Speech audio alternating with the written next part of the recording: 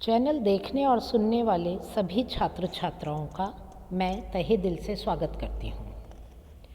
प्रिय छात्र छात्राओं, वर्तमान समय में प्रतियोगी परीक्षाओं की सघन तैयारी कैसे करें, इस विषय पर मैं आपके लिए एक छोटा सा वीडियो लेक्चर लेकर आई हूँ। उम्मीद है आपके लिए बहुत फ़ायदेमंद साबित होगा। तो लीजिए, प्रस्तुत है प्रतियोगी परीक्षाओं में हिंदी विषय की सघन तैयारी कैसे करें। मैं भली भांति जानती हूँ कि दूर दराज में निवास करने वाले और शहरी सुविधाओं से दूरी होने के कारण हमारे होनहार छात्र छात्राएं प्रतिभा संपन्न होने के बावजूद शहरी छात्रों से थोड़े से पिछड़ ही जाते हैं और इस प्रकार समाज और देश में उनके योगदान का ग्राफ भी थोड़ा सा पिछड़ जाता है। यद्यपि मेरा ये वीडियो लेक्चर प्रसार भारती द्वारा युवा वर्ग के कार्यक्रम में प्रसारित हो चुका है और 4 जनवरी 2017 को ये प्रकाशित हुआ था, परंतु चूँकि ये विषय मुझे बहुत उपयोगी लगा तो मैंने इसे वीडियो लेक्चर के माध्यम से पुनः आपके सामने प्रस्तुत करने का मानस बना लिया। आज मैं आप सभी युवा छात्र छात्राओं को शहर से दूर घर में रहकर प्रतियोगी परीक्षाओं की हिंदी भाषा विषयक प्रश्न पत्रों की तैयारी करने के सरल उपाय बताने जा रही हूँ। पूरी उम्मीद और दृढ़ विश्वास है कि आप सभी युवा इसका पूरा लाभ उठा पाएंगे।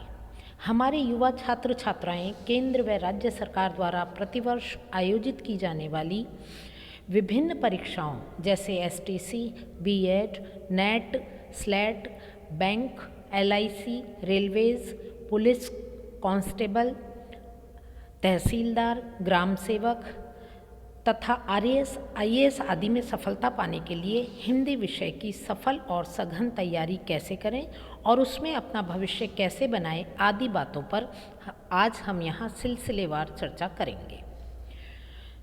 युवाओं, सर्वप्रथम अपनी प्रतियोगी परीक्षा के पाठ्यक्रम से संबंधित किताबें एकत्र करें।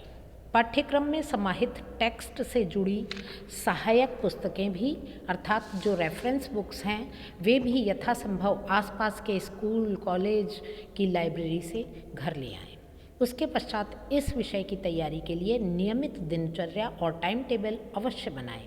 तत्पश्चात संपूर्ण एकाग्रता व लगन से प्रतियोगी परीक्षा के हिंदी विषय की तैयारी प्रारंभ कर दें।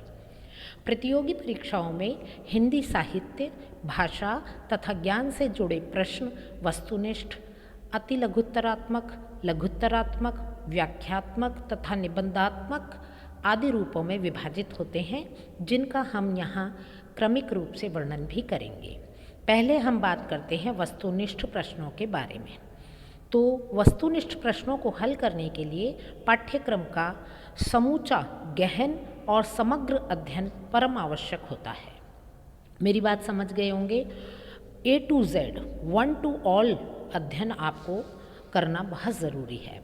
अतः तैयारी करते समय पाठ्यक्रम का कोई भी हिस्सा अनावश्यक ना समझें और उसका ध्यानपूर्वक अध्ययन करें, क्योंकि इस प्रकार के प्रश्न आपके बौद्धिक कौशल एवं सूक्ष्म दृष्टि से की गई तैयारी के परिचायक होते हैं। ऐसे प्रश्न अ, ब, स, द के रूप में होते हैं और आपको इनमें से कोई एक सही विकल्प चुनना होता है। अब बारी आती है अति लघुत्तरात्मक प्रश्नों की। इस तरह के प्रश्नों का उत्तर अधिकतम 10 से 20 शब्दों में देना होता है। अतः याद किए उत्तर को प्रश्न के अंकों के अनुरूप एक सरल वाक्य अथवा एक संयुक्त वाक्य से अधिक नहीं लिखना चाहिए। इसके पश्चात नंबर आता है लघुत्तर प्रश्नों का। लघुत्तर प्रश्नों के उत्तर 50 शब्दों से लगभग 100 शब्दों के अंदर अर्थात 8 से 10 पंक्तियों के भीतर लिखने होते हैं। ऐसे प्रश्नों के लिए अधिकतम 4 से 6 अंक निर्धारित होते हैं। इनमें प्रायः पंक्तियों का आशय, मूल भाव, टिप्पणी जैसे प्रश्न पूछे जाते हैं। अतः आप सभी से आग्रह है कि इस तरह के प्रश्नों के उत्तर 8 या 10 पंक्तियों से अधिक ना लिखें। अब हम बात करेंगे लघुत्तर प्रश्नों की। तो ये तो थी बात लघुत्तर प्रश्नों की, और लघुत्तर प्रश्नों के बाद हम बात करेंगे व्याख्यात्मक प्रश्नों की। व्याख्यात्मक प्रश्नों के अंतर्गत गद्य और पद्य खंडों की व्याख्या करनी होती है। इस प्रकार के प्रश्नों के लिए 7 से 8 अंक और शब्द सीमा लगभग 200 शब्द निर्धारित होती है। इस प्रकार के प्रश्नों के उत्तर निर्धारित फॉर्मेट यानी प्रारूप जैसे प्रसंग, संदर्भ, व्याख्या और विशेष शीर्षक में ही लिखें। इस तरह के प्रश्नों में व्याख्या तथा विशेष नामक शीर्षक, जिसमें सरल अर्थ, भावार्थ तथा छंद, अलंकार, भाषा सौंदर्य एवं तुलनात्मक अध्ययन आदि पर फोकस करें, क्योंकि यही छात्र या छात्रा के ज्ञान व कौशल को प्रमुख रूप से दर्शाते हैं। इसके पश्चात बारी आती है निबंधात्मक प्रश्नों की। निबंधात्मक प्रश्नों का स्तर निबंधात्मक अथवा निबंध की भांति ही होता है, जिनके लिए 10 अंक से लेकर 20 अंक तक निर्धारित होते हैं। इनमें कवि अथवा लेखक का जीवन परिचय, रचनाएं, संकलित रचना का सार, मूल प्रतिपाद्य, उसका उद्देश्य, लेखन की विशेषताएं, भाषा सौंदर्य, साहित्यिक संदर्भ, तात्विक दृष्टि आदि विस्तार पूर्वक अधिकतम शब्द सीमा 300 से 400 शब्दों में लिखना होता है।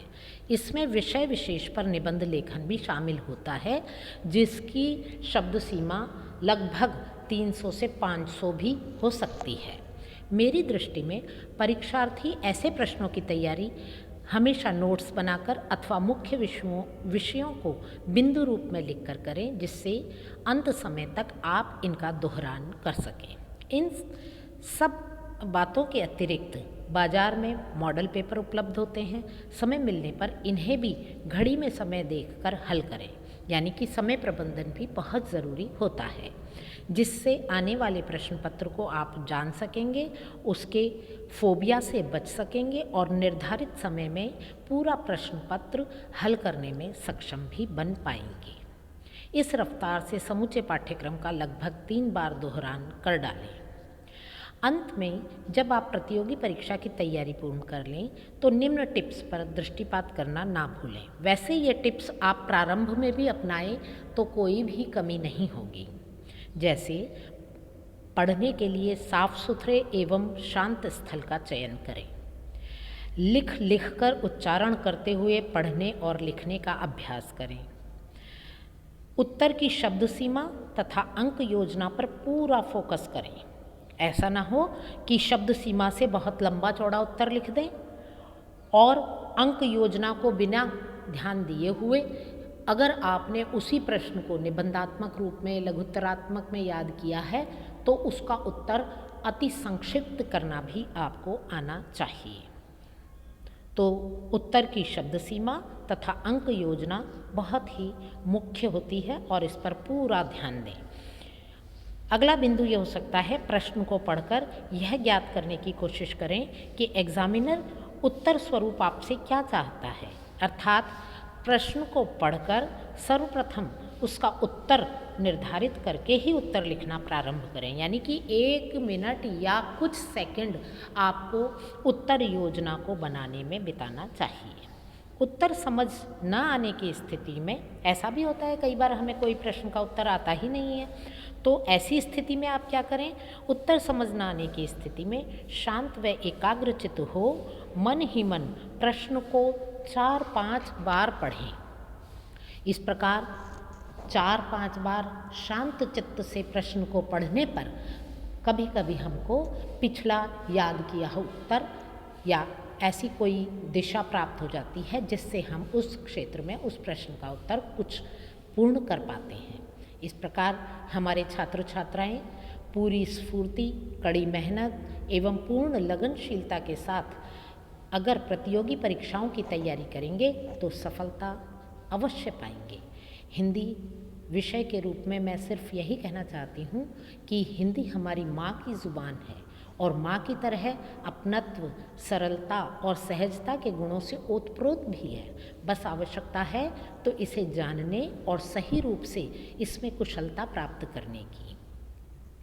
ग्रामीण अंचल के मेरे छात्र छात्राएं इसे पूर्ण आत्मविश्वास व सच्चाई से अपनाएंगे तो प्रतियोगी परीक्षा विषयक उनका भय चुटकियों में जाता रहेगा, ऐसा मेरा पूरा विश्वास है। अगले लेक्चर में ऐसी ही कोई नई जानकारी जो आपके लिए उपयोगी होगी लेके उपस्थित होंगी। तब तक के लिए नमस्कार।